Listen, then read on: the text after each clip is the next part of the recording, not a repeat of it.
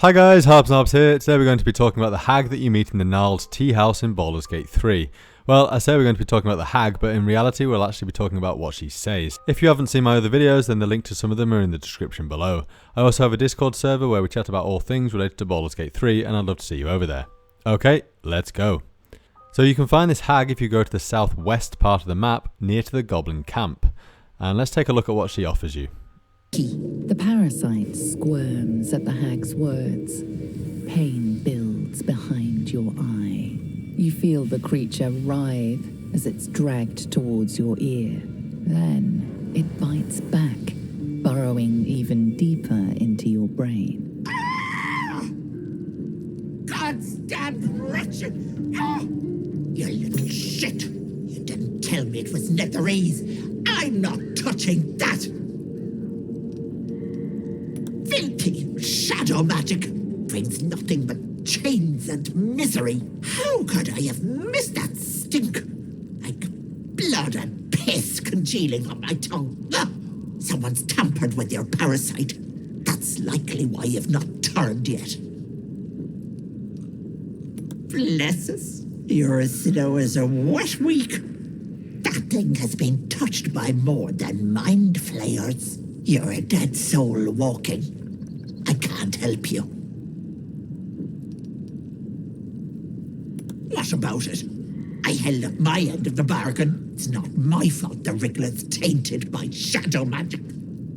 I want nothing to do with you or that scum in your brain.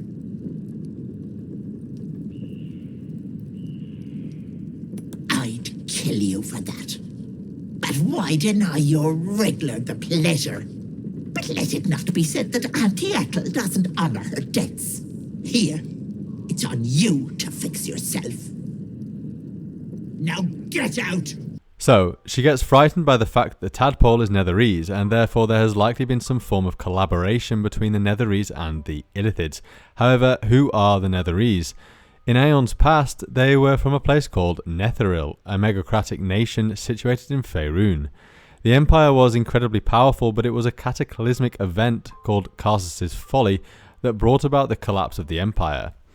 The Netherese were famed for their floating cities, however only a few survived, and the most relevant and important of these surviving cities is one called Tultantar, which, according to the Grand History of the Realms, was created in the year -1471 DR. Through the power of the leader of the city, a mage called Telemont Tantul, he moved the entire city into the plane of shadow, which is now known as the Shadowfell, a foul place that mirrors the real world and was created by Shar. It is where all shadow magic stems from, and is what this hag seems to be afraid of. Now, the reason why the hag associates shadow magic so closely with the Netherese is because in more recent times that's pretty much all the Netherese were known for, although it wasn't always the case, and it's mainly down to the infamy of the city of Tultantar. In the 2014 novel of the Herald, which is part of the second Sundering series, Tultantar returned to the material plane, and Telemont attempted to raise Shar up to be the new goddess of magic. But Elminster, along with some help, managed to destroy Telemont and crashed the city of Tultantar into the ancient city of Mythdrana. Well, that's all starting to feel a little relevant to Baldur's Gate 3, given that this hag confirms that there is Netherese shadow magic involved in the Tadpoles.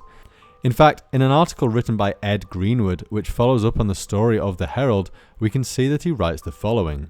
3 ambitious heirs to the rule of Tultantar, a city that no longer exists, though there are other surviving Netherese cities that could be taken over, and plenty of newer non-Netherese cities that could be conquered for that matter, survive and are working together.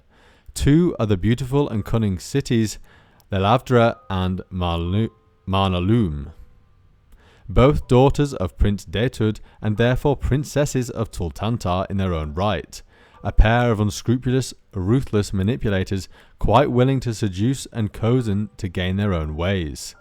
Marnaloom is the elder sister and the more thoughtful, and Lelavdra is the most assertive and impulsive.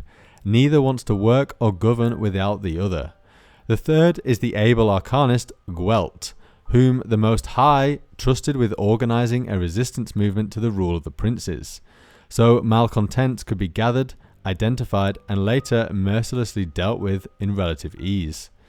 Now calling themselves the Three, these young and ambitious Shadowvar seek to gather together surviving Tultantans under their command, the two women claiming their right to rule by blood inheritance, and Gwelt claiming to be carrying out the orders of the most high authority Telemont expressly gave to him in asserting his right to command. So, even after the fall of Tultantar, there are surviving Netherese Shadowvar in the world of Faerun, and their fates have not been expanded upon. Could they be responsible for the Tadpoles and any potential deal that Shah has with the Netherese? The specific reason for the Hags' hate is probably rooted in the fact that green hags have a very strong connection to the natural world and they thrive off life. However, the Shadowfell is described in the 5th edition Dungeon Master's Guide as follows. The Shadowfell, also known as the Plane of Shadow, is a dimension of black, grey and white, where most colour has been leached from everything. It is a place of darkness that hates the light, where the sky is a black vault with neither sun nor stars. Shadow magic is drawn from this place, and this is the place where Telemont Tantul moved Tultantar to. So, why does the hag say that the tadpole has been tampered with? Has she been tricked? Well, probably not. In the June 2020 edition of Dragon Magazine, we can see in an interview with the developers of D&D Dice Adventures, Terry Redfield, the creative lead, says the following. The upcoming Baldur's Gate 3 video game features a storyline about mind flayers using illithid tadpoles to create advanced soldiers, and our use of ion stones shows where that tech came from. Oh boy, now we're getting into it. According to Netherese Empire of Magic 1996, a Netherese mage called Congenio Ioun first created iron stones in the year -3462 DR. Now, you may recognise iron stones from Baldur's Gate 1 and 2, whereby they applied certain benefits to you. They are stones that float around the bearer's head and grant them certain abilities.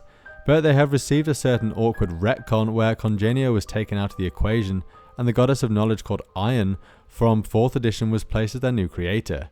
However, this could have been retconned again to suit Larian's masters over at Wizards of the Coast, who do like to retcon the out of lore all the time. Anyway guys, I hope I've given you enough here to whet your appetite a bit, and I'm excited to hear all your theories in the comments down below.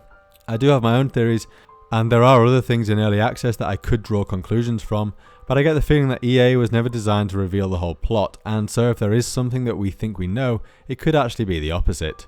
If you enjoyed this video, then do please give me a like and subscribe, I'd really appreciate it, and I'll see you next time. Bye!